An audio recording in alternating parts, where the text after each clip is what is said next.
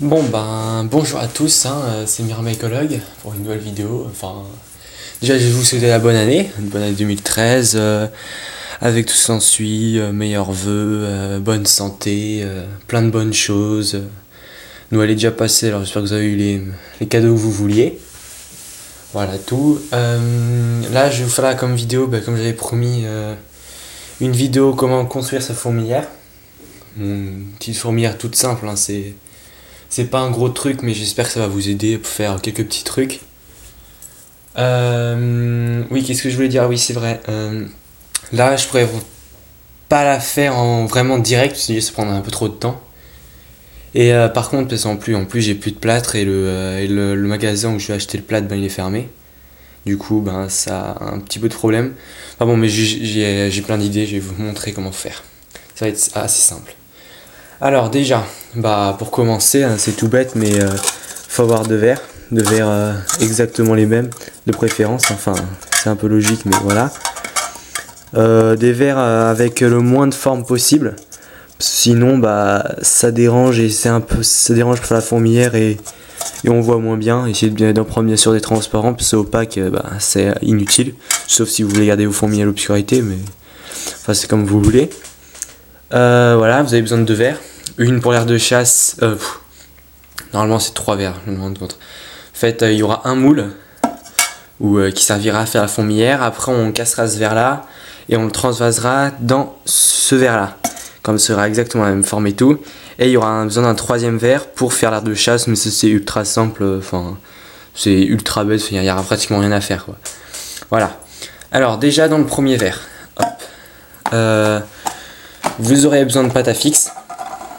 Oh putain, là elle est un peu bien collée, la mienne. Elle est ancienne. Bon, moi j'avais déjà des anciens moules, alors du coup ça va un peu plus vite. Hop, je tire ça. Voilà. Bon, ça c'est le moule. Je sais pas si on voit bien. Ça c'est le moule pour aller au fond. Ça c'est un peu la même forme. C'est un peu la même forme que le truc. Enfin bon. On le met à l'intérieur. Ça vous le ferez vous-même. Vous aurez juste besoin de tasser la pâte à fixe au fond. Voilà, vous le mettrez au fond. Je vais l'enlever sinon ça va coller à l'intérieur. Après, vous prenez d'autres pâtes à fixe. Vous en avez besoin de beaucoup. Moi personnellement j'ai acheté 3 paquets pour être vraiment sûr d'en avoir la masse. Hop, vous prenez un bout. Vous le roulez. Bon, moi il y a un petit peu de plâtre dessus parce que j'ai oublié de les laver. Hop, vous les roulez un peu. Bon, ça vous donne un truc un peu moche. Normalement, si c'est de la toute nouvelle pâte à fixe, ça rend bien. Bon là, malheureusement, ce n'est pas de la nouvelle. Mais après, sinon ça coûterait trop cher à acheter. Voilà, ça donne un truc un peu dans le genre. N'oubliez pas, enfin, ça c'est pour faire les galeries, ça. C'est pour faire la forme des galeries.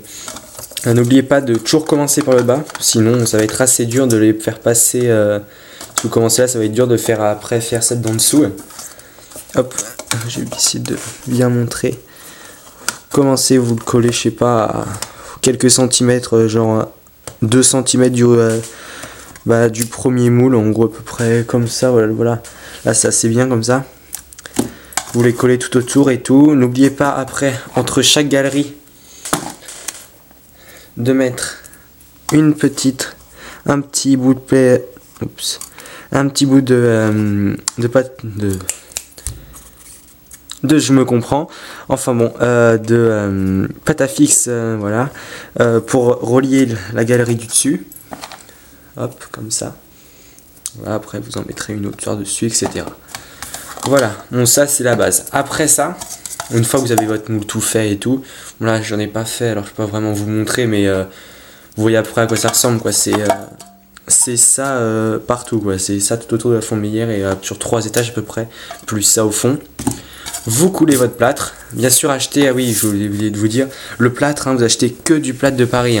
C'est le seul plâtre qui est dit biologique.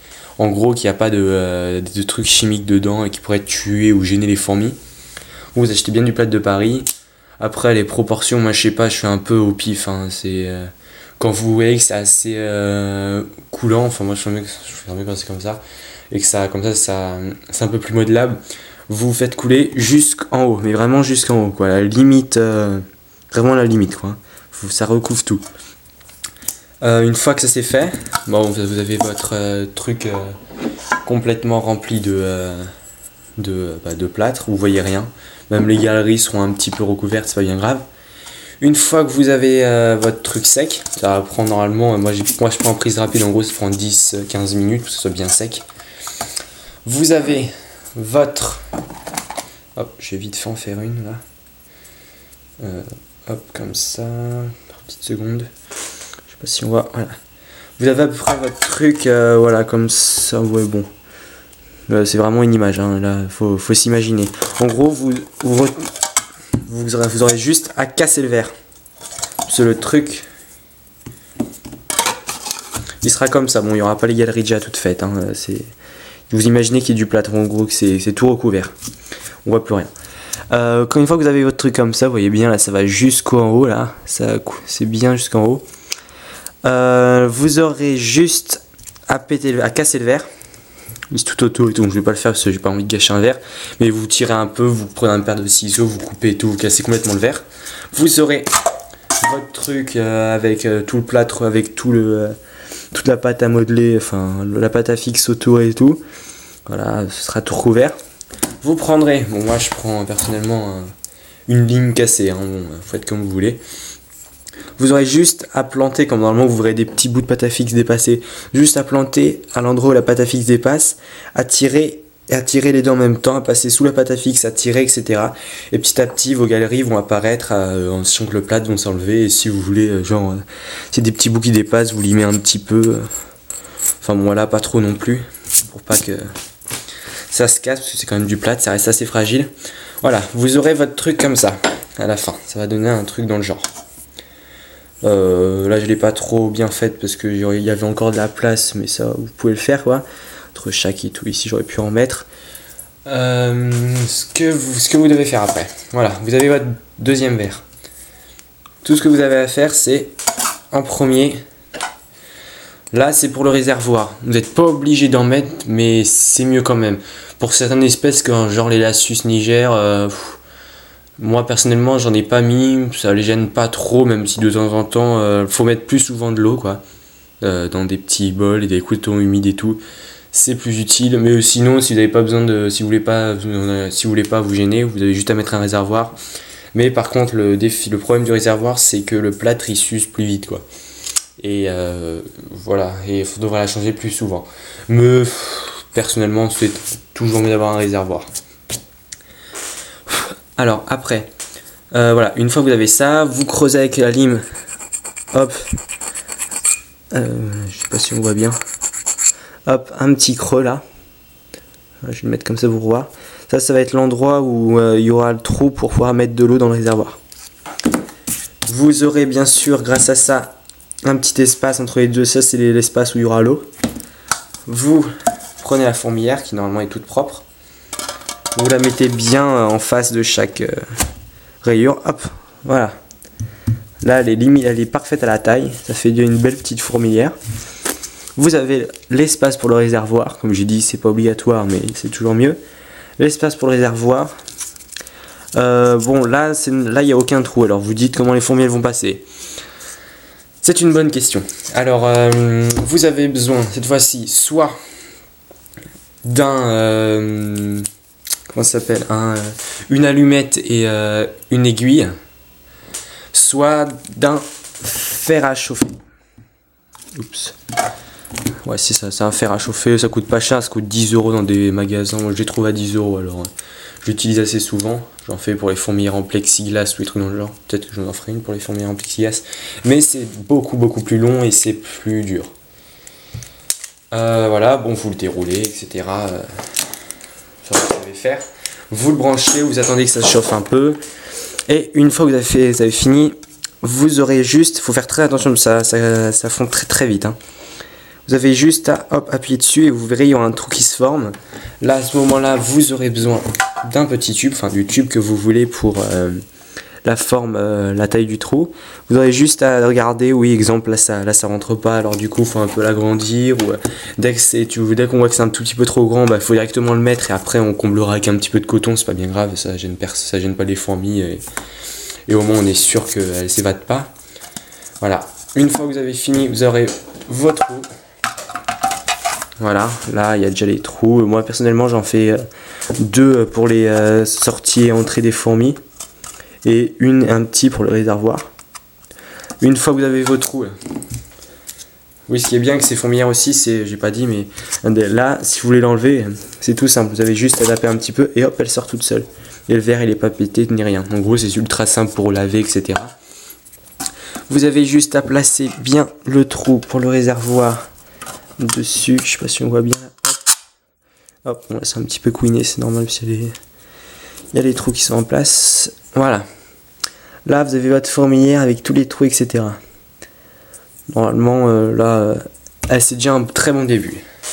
Après vous vérifiez bien sûr toujours que le tube il peut rentrer dans les trous. Enfin bon, là c'est le cas, voilà, il n'y a pas de problème. Si comme je disais, il y a un petit espace entre les deux, vous mettez bien sûr du coton.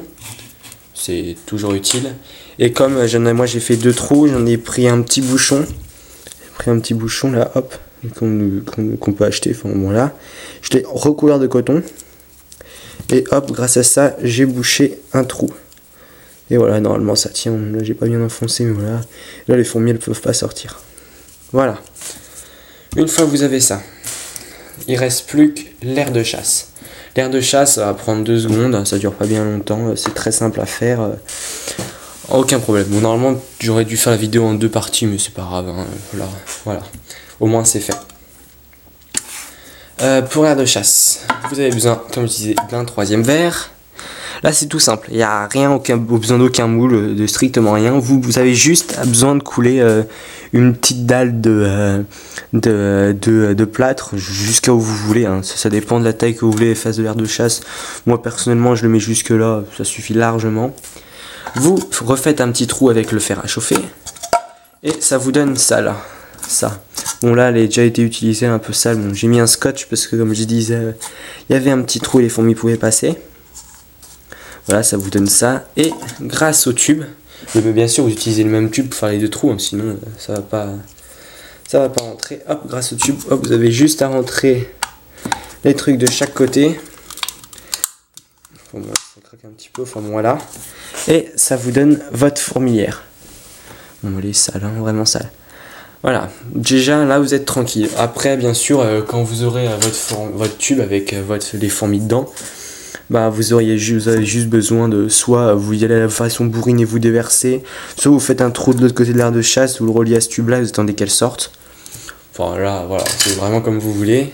À l'intérieur de l'air de chasse, moi je vous conseille, hop, ça. Je vous conseille, je sais pas si vous connaissez les Warhammer, c'est des figurines à peindre, enfin bon, tout le monde connaît à peu près. Si vous connaissez pas, vous prenez un mini récipient, enfin vous trouverez bien. Moi je prends une moitié de socle de Warhammer, ou un socle entier, et soit vous mettez de l'eau dedans, soit vous mettez des liquides sucrés, enfin bon, vous mettez ce que vous voulez dedans, quoi. Moi je trouve ça assez utile, comme j'en fais plus et j'en ai pas mal, ben je sais comment les recycler, vous le mettez à l'intérieur, etc. Et voilà, vous avez tout. Bon ben je crois que j'ai tout dit, hein. L'air de chasse, ça. Normalement j'ai tout fait, j'ai tout utilisé, ouais. Bien sûr, bon, vous avez toujours besoin d'une petite seringue pour remettre l'eau dans le réservoir, c'est toujours utile, hein. Vous faites à peu près à la taille du trou de la seringue. Hop, voilà. Normalement vous avez juste à mettre de l'eau dedans. Bien sûr, utiliser de l'eau déminéralisée pour les fourmis, c'est toujours mieux, hein. Parce que comme ça, il n'y a ni médicaments dedans, ni minéraux qui en ont pas besoin et qui peuvent les tuer. Enfin, pas les tuer, mais en gros leur faire défaut.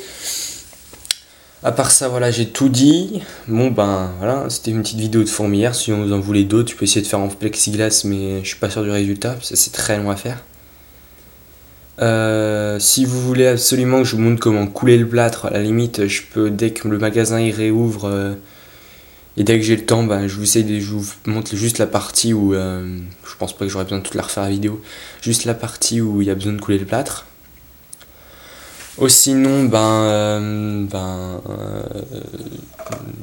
merci, bah oui, merci beaucoup pour les 50 abonnés, hein, c'est juste énorme.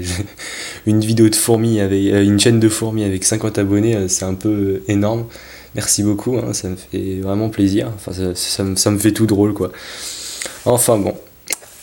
Sinon, oui, j'ai toujours mon forum. Bon, là c'est normal, il est pas très actif parce qu'en fait, avec un ami, on est en train de faire un site de vente de fourmis. On espère qu'il va marcher, on est en train de le mettre en place et c'est assez dur. Et du coup, on n'a plus trop le temps de gérer de forum. On essaie d'y aller de temps en temps, mais vous inquiétez pas, quoi. Je sais pas dans combien de temps, mais dans peu de temps, normalement, il va être mis à jour et plein de vie. Je vous mets juste l'adresse orea.forum.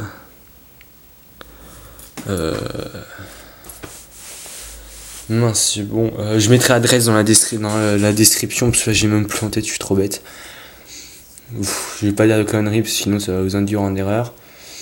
Enfin bon voilà, bon, j'ai un forum toujours d'accès, vous pouvez même ici même dedans me poser des questions et tout. Il y a d'autres personnes, d'autres éleveurs, d'autres genres, et des photos assez belles d'un mec qui fait de super belles photos. Je sais pas, il y a un peu de tout, il y a des petits documents. Enfin bon voilà.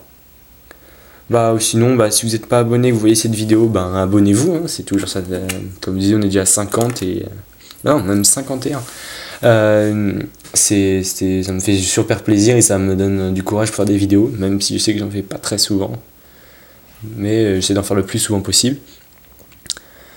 Bon voilà, encore bonne année 2013, plein de bonnes choses et merci beaucoup d'avoir regardé cette vidéo jusqu'au bout. Voilà, à plus. Si vous avez des questions, n'oubliez pas de les poser dans les commentaires et laisser un petit j'aime, ça fait toujours plaisir. Allez, merci beaucoup, à toutes.